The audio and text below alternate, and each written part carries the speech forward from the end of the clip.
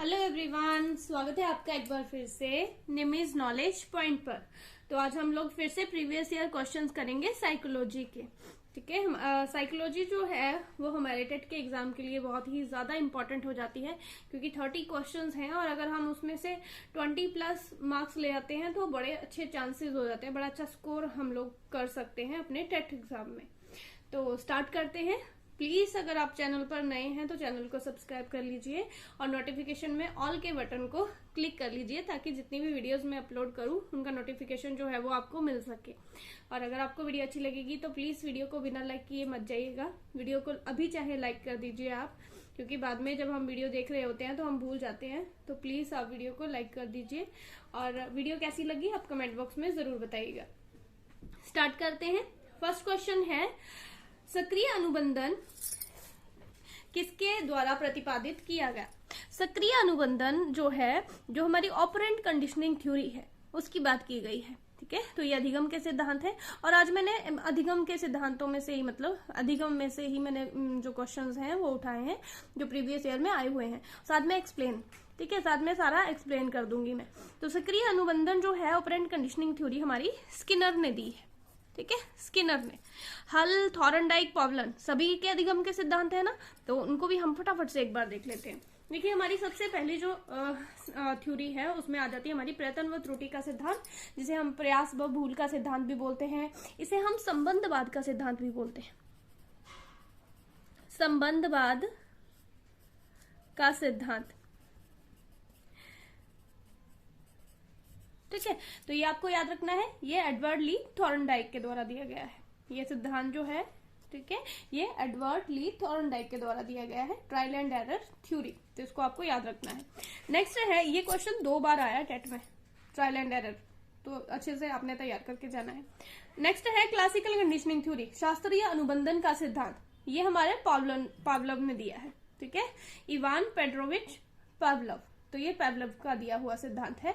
Next है हमारा चालक न्यूनता सिद्धांत, जिसे ड्राइव रिडक्शन थ्योरी कहते हैं। तो ये भी आया हुआ है।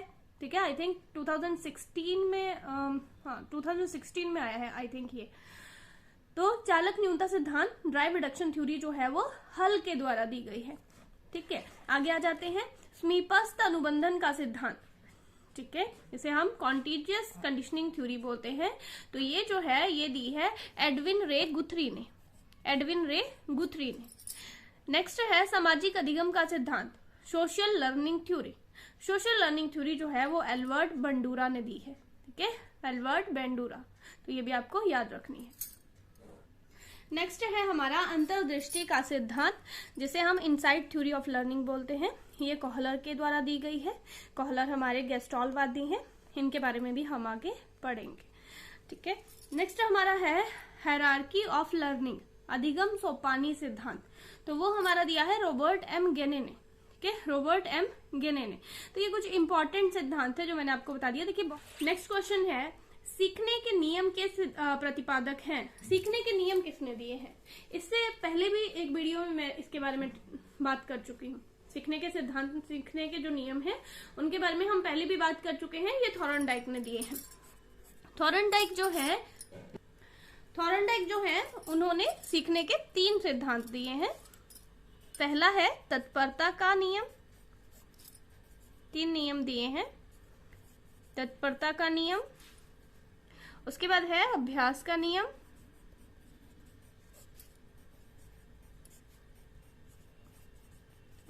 नियम, और उसके बाद है प्रभाव का नियम। तो ये जो 3 नियम है सीखने के, ये दिए हैं थॉर्नडाइक ने। इनके बारे में हम लोग पहले भी एक बार डिस्कस कर चुके हैं, अगर आपने पुरानी वीडियोस देखी होंगी। तो ये थॉर्नडाइक के सीखने के नियम है, तत्परता का नियम, अभ्यास का नियम और प्रभाव का नियम। नेक्स्ट है अधिगम प्रक्रिया में शामिल है। अधिगम प्रक्रिया में क्या क्या शामिल है?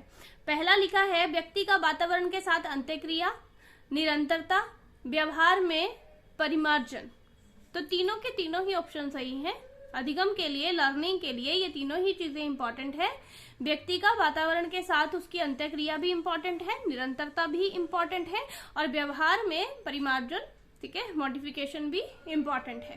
तो ये तीनों ही ऑप्शन सही है इसमें, तो डी आंसर जो है इसमें सही हो जाएगा।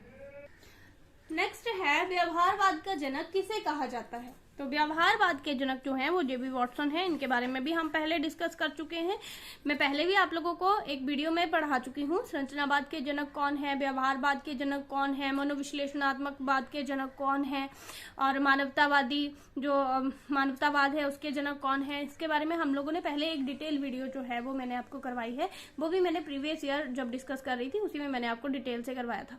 तो अगर आपने प्रीवियस वीडियोज नहीं देखी हैं तो उनको भी आप जरूर देखें।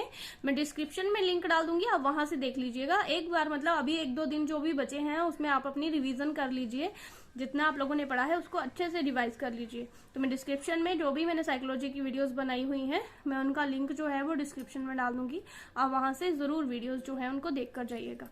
नेक्स्ट क्वेश्चन करते हैं। नेक्स्ट क्वेश्चन है प्रत्यक्षीकरण के प्रत्यय या अवधारणा को किसने विकसित किया। तो प्रत्यक्षीकरण में कौन मानते थे, गेस्टॉल्टवादी, और इसको किसने विकसित किया है, वर्दीमर ने। देखिए हल, वॉटसन और थॉर्नडाइक ये तो तीनों ही व्यवहारवादी हैं।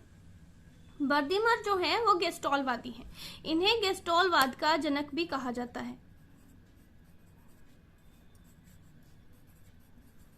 गेस्टॉल्टवाद का जनक कौन है, वर्दीमर।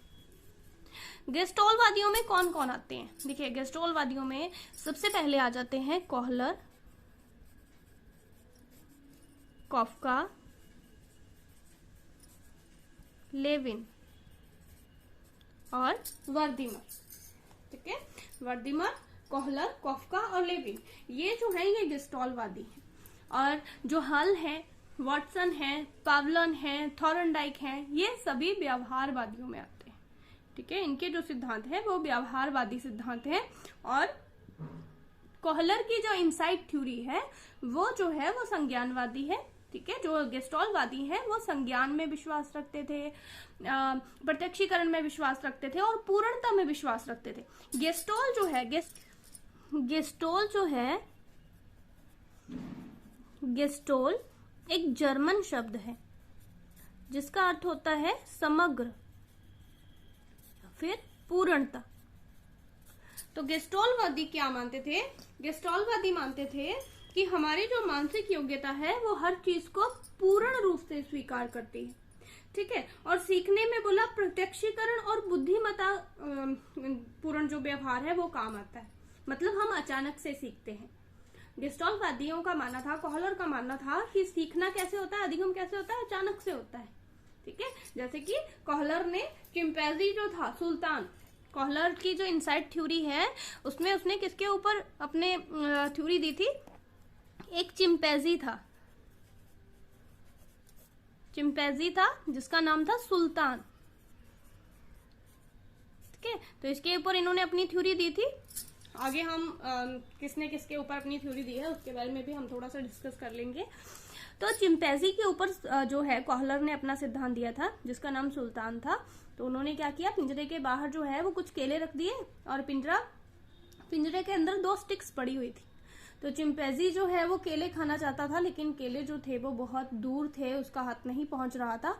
उसने एक बार छड़ी से ट्राई किया, दूसरी छड़ी से ट्राई किया, लेकिन केले जो थे वो नहीं पहुंच पाया।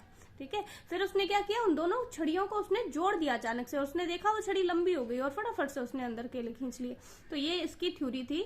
तो गेस्टॉल्टवादियों का मानना है कि अधिगम कैसे होता है, अचानक से उसको आइडिया आया, अचानक से उसने छड़ियां जोड़ी और अचानक से उसने जो केले थे वो अंदर खींच लिए। इसी तरह से उसने एक बार छत में बांध दिए थे केले और बॉक्स के अंदर 2 डब्बे रखे थे। ठीक है ना, उसके पिंजरे के अंदर 2 डब्बे थे। तो उनके डब्बों एक के ऊपर चढ़कर तो वो केले तक नहीं पहुंच पा रहा था, लेकिन फिर उसने 2 डब्बे, एक के ऊपर एक डब्बा रखा, एक बॉक्स रखा और फिर वो जो है केलों तक पहुंच गया। तो ये जो थी कोहलर की थ्योरी थी। तो ये लोग क्या मानते थे कि एक तो हमारा दिमाग हर चीज को पूर्ण रूप से स्वीकार करता है। ठीक है, हमारी मानसिक योग्यता जो है हर चीज को पूर्ण रूप से जो है वो स्वीकार करती है, इसीलिए इनको गेस्टॉल्टवादी कहा जाता है। ठीक है, गेस्टॉल का अर्थ ही होता है पूर्णता। और प्रत्यक्षीकरण का प्रत्यय भी इन्होंने ही दिया है। ठीक है, वो भी आपने याद रखना है। नेक्स्ट क्वेश्चन है हमारा प्रिंसिपल ऑफ बिहेवियर। पुस्तक के लेखक कौन है? तो प्रिंसिपल ऑफ बिहेवियर जो है ये पुस्तक है हल की, ठीक है, ये हल की पुस्तक है।